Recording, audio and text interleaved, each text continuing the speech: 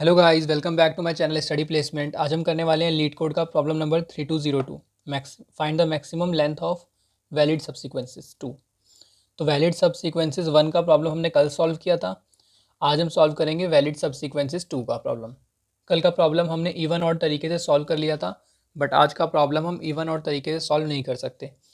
क्यों नहीं कर सकते? क्योंकि आज हमें एक अलग से वैल्यू दे रखी है के, और हमें ये बताना है कि जो भी हमारा सबसीक्वेंस बनेगा, सबसीक्वेंस प्लस सबसीक्वेंस 1 है ना, आप मान सकते हैं सबसीक्वेंस कोई एक सीक्वेंस बन गया है। ठीक है, सबसीक्वेंस क्या होता है? सबसीक्वेंस होता है कि यहाँ पे ये ज़रूरी नहीं है कि कॉन्जिक्यूटिव एलिमेंट्स ले, हम बस ऑर्डर मेंटेन होना चाहिए। अगर 3 4 के पहले है तो 3 4 के पहले होना चाहिए। 3 4 2 एक सबसीक्वेंस हो गया, 1 2 एक सबसीक्वेंस हो गया, ऐसे।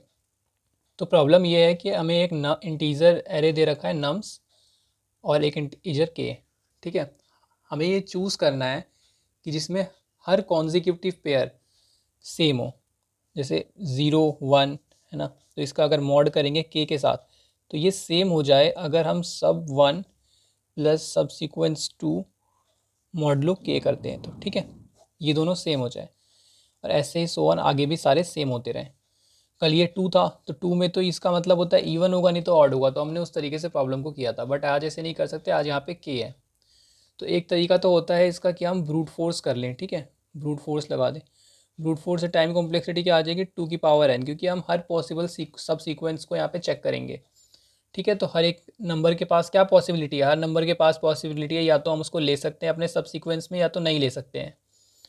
तो ये कितने हैं? n elements. अगर आपने परमुटेशन ठीक से पढ़ा होगा तो आपको पता होगा कि इसमें फिर हर एक के पास जब 2 पॉसिबिलिटी है, 2 × 2 × 2 n टाइम्स हो जाएगा, तो 2 की पावर n इसकी टाइम कॉम्प्लेक्सिटी हो जाएगी।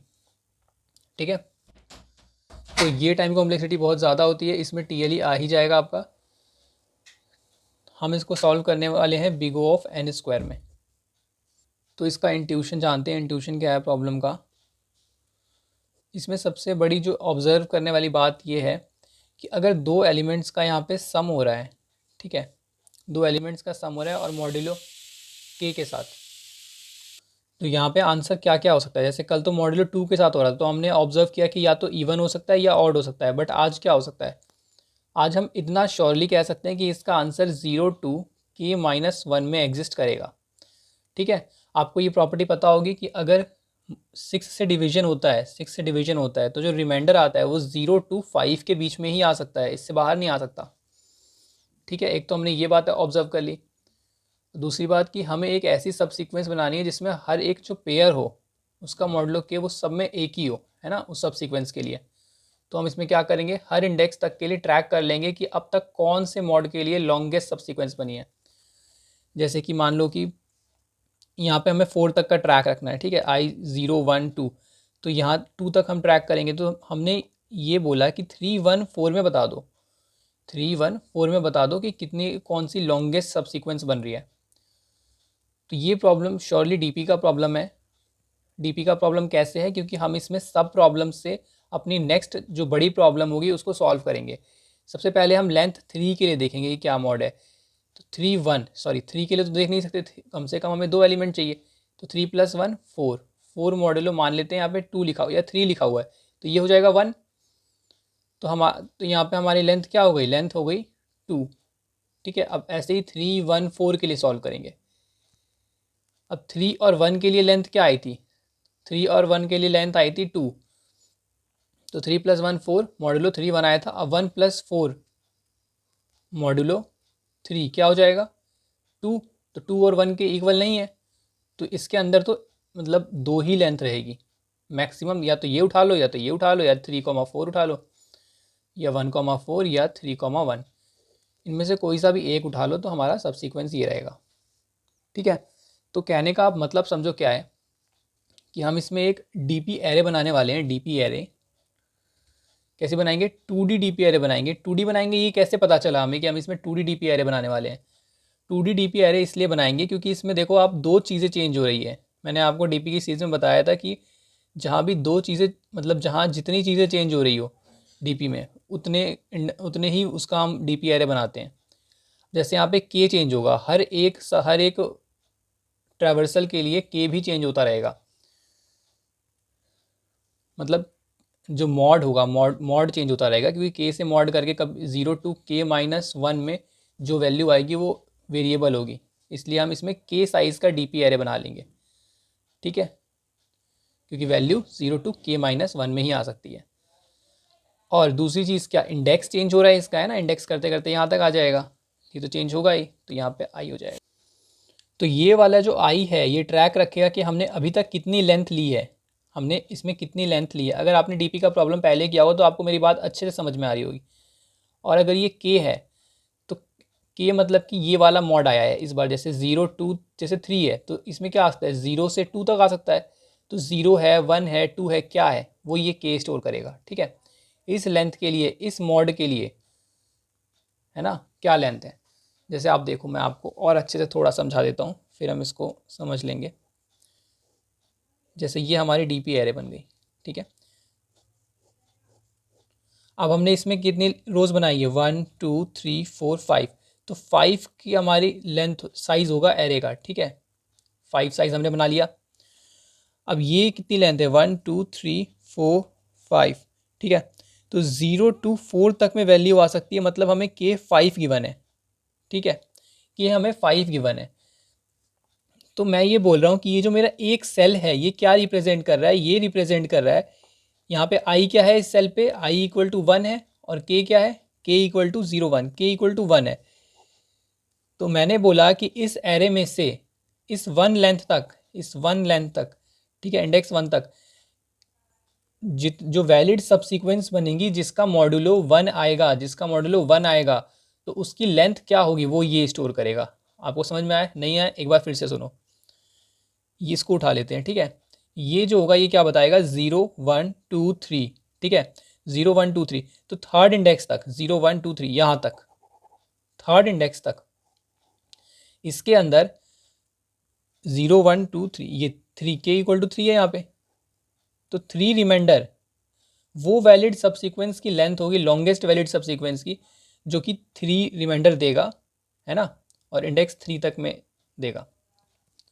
अब इसको जनरलाइजली बोल देते हैं कि इंडेक्स आई तक ऐसी सबसीक्वेंस का मैक्स लेंथ जिसके लिए सारी ये जो अपनी वैलिड सबसीक्वेंस की कंडीशन है वो सेटिस्फाई कर जाए, ठीक है। अब हम इसमें करने क्या वाले हैं, अप्रोच क्या होगी इसकी, कि जैसे हमें ये निकालना है, हम यहाँ से चलेंगे आई इक्वल टू 1 से, आई इक्वल टू 1 से चलना शुरू करेंगे, 2 3 4, और हर एक के लिए जे को 0 से चलाकर हम चेक करते रहेंगे। जैसे हम आई इक्वल टू 3 पे आए तो जे को 0 से चला के, 0 चलाने का मतलब कि यहाँ से चलेगा दोबारा, हमारा यहाँ पे आई यहाँ पे आ गया, तो जे यहाँ से चलता हुआ आएगा और हर एक से पूछेगा कि भाई आपका जो है क्या वो बड़ा हो गया है, मतलब जैसे ये वाला सेल है, मान लो कि इसको इसको मिला लिया हो, तो यहाँ पे लेंथ 2 हो जाएगी, फिर 2 + 1 3 हो जाएगी, ऐसे ही आगे बढ़ता रहेगा, ठीक है। तो हम मैक्स में डाल के उसे अपडेट करते रहेंगे। तो अब इसके कोड से इसको समझ लेते हैं। सबसे पहले हमने डीपी एरे बना ली है। एन और के साइज़ की क्यों बनाई है, आपको पता है कि वैल्यू जो रिमाइंडर आएगा हमारा के से मॉडुलो करने पे वो 0 टू k-1 के बीच में आएगा, और 0 टू k-1 का साइज़ के होता है, और ये एन लेंथ है, ठीक है। एक आंसर बना लिया 0 जो काउंट को स्टोर करेगा, मतलब मैक्स काउंट को, है ना, जो भी उस डीपी एरे के अंदर मैक्सिमम काउंट होगा उसको स्टोर करेगा। अब ये 0 से शुरू हुआ है, इसलिए हमने लास्ट में यहाँ पे आंसर +1 रिटर्न किया है, ये आपको ध्यान रखना है, ठीक है। क्योंकि अगर आप, जैसे ये आपका सब सीक्वेंस आ गया, ठीक है, तो आप क्या करोगे, आप इसको लोगे, इसको देखोगे और इसको काउंट करोगे, तो 1 2 3 आ गए हमारे पास, है ना। बट एरे में लेंथ कितनी है ये बताओ, एरे में लेंथ है 1 2 3 4, 4 एलिमेंट्स है ना एरे में, इसलिए यहाँ पे आंसर +1 रिटर्न किया है। लूप वैसा ही है जैसा मैंने बताया था कि आई हम आगे चलाते रहेंगे और हर एक आई के लिए जे को ट्रैक रखेंगे, है ना, आई के पीछे जितने भी एलिमेंट्स हैं सबको ट्रैक करते हुए चलेंगे और उसका मॉड निकालेंगे, नम्स आई प्लस नम्स जे मॉडुलो के, है ना। तो मॉड निकल गया। अब हम देखेंगे कि पहले जो हमारी जो डीपी टेबल बनी हुई थी उसके अंदर क्या आई वाले पे और जो मॉड कॉलम पे और ith रो पे जो वैल्यू है उन दोनों में से कौन सा बड़ा है, क्या पीछे कोई ऐसी वैल्यू आ रही है जो उससे बड़ी हो गई है ना।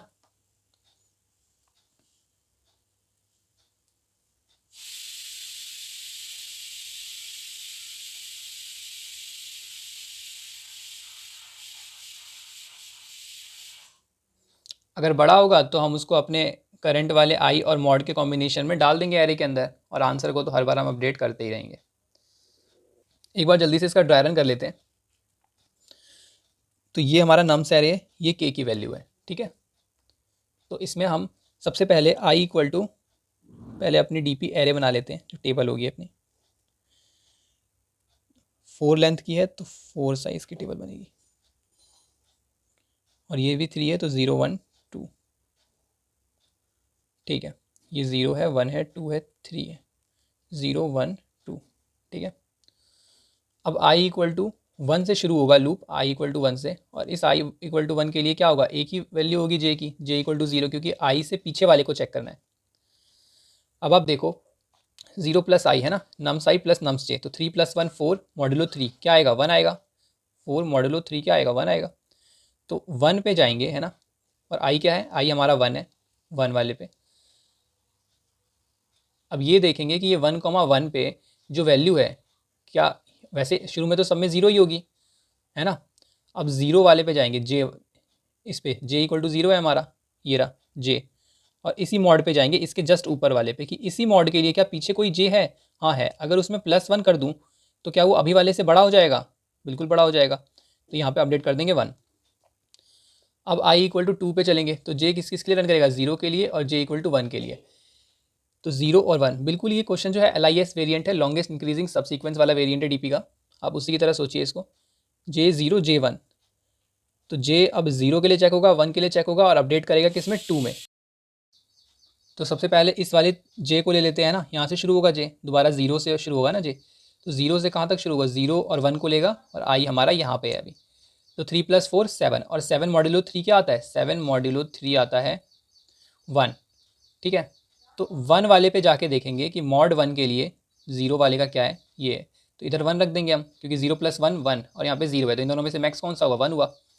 और ये आंसर भी अपडेट होता रहेगा। अभी तो आंसर हमारा 1 है, ठीक है, क्योंकि 1 से बड़ी तो कोई वैल्यू आई नहीं इसके अंदर। और इसके बाद हम चेक करेंगे इसके लिए, तो 1 + 4 5, और 5 मॉडुलो 3 क्या होता है, 2, ठीक है। 5 मॉडुलो 3 क्या होता है, 2। तो DP 2 में जाएंगे, 2 एंड मॉड 2 में, ठीक है। इसको अब फिल करेंगे, इसमें क्या आएगा,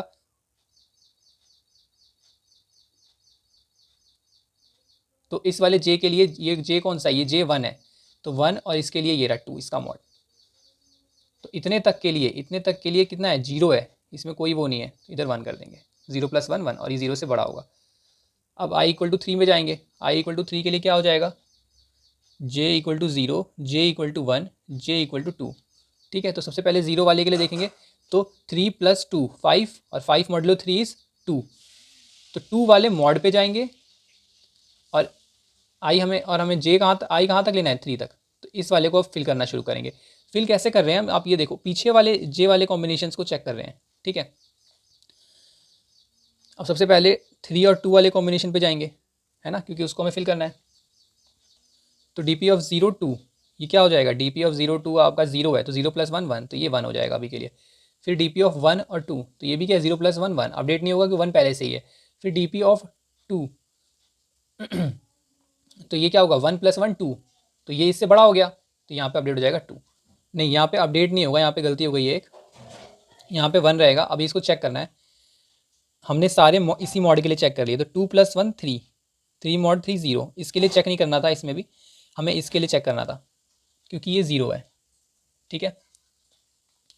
अब इसके बाद क्या करना है, 2 + 4 6, और 6 मॉड 2, ये भी 0 हो जाएगा, है ना। तो 0 वाले मॉड पे जाएंगे, और j इक्वल टू 2 पे, तो ये भी 0 है, तो 0 + 1 1, तो ये 1 ही रहेगा, ठीक है, ये 2 नहीं होगा। तो क्या करेंगे, ये हमारा आंसर 1 ही रह गया, तो आंसर +1 रिटर्न कर देंगे, 2 हो जाएगा, ठीक है ना। आंसर +1 क्यों रिटर्न कर रहे हैं, क्योंकि ये नंबर ऑफ इसको पेयर्स को ट्रैक कर रहा है हमारा आंसर, है ना, और 0 से शुरुआत हो रही है, तो 0 से 2 तक में लेंथ 3 होती है, तो इसलिए +1 करके हमने रिटर्न कर दिया। अगर आपको सॉल्यूशन समझ आया हो तो वीडियो को लाइक करें और चैनल को सब्सक्राइब कर दें।